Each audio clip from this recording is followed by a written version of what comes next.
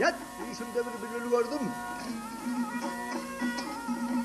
Aa, düşümde bir bülbül gördüm. Ürküp gelmiş gülüyorum. Haydi bağırma bülbülleri. Haydi bağırma.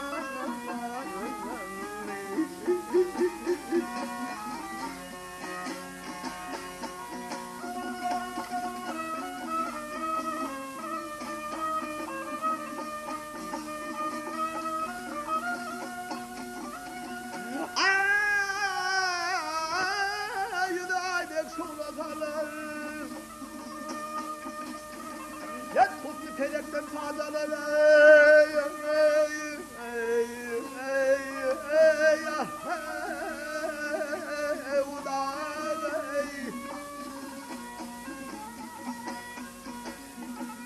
Ben bilmem yayım Hasan gelir, barham derya kenar.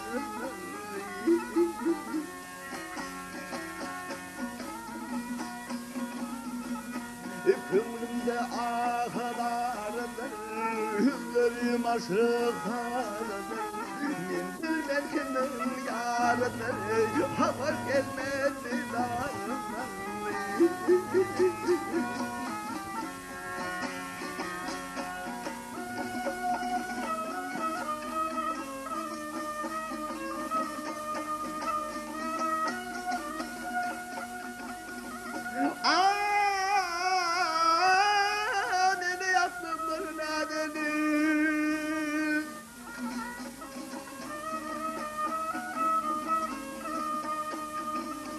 Ya kitap olsun o yerine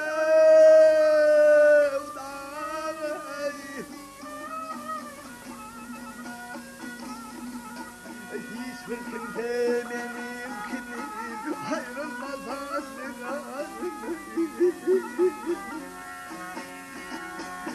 hiç kimse kömür vermese mahımın halin sormasa aşık oldum görmese hayret düşer yarım. Hey ah hey aşık oldum görmese hayret düşer yarım.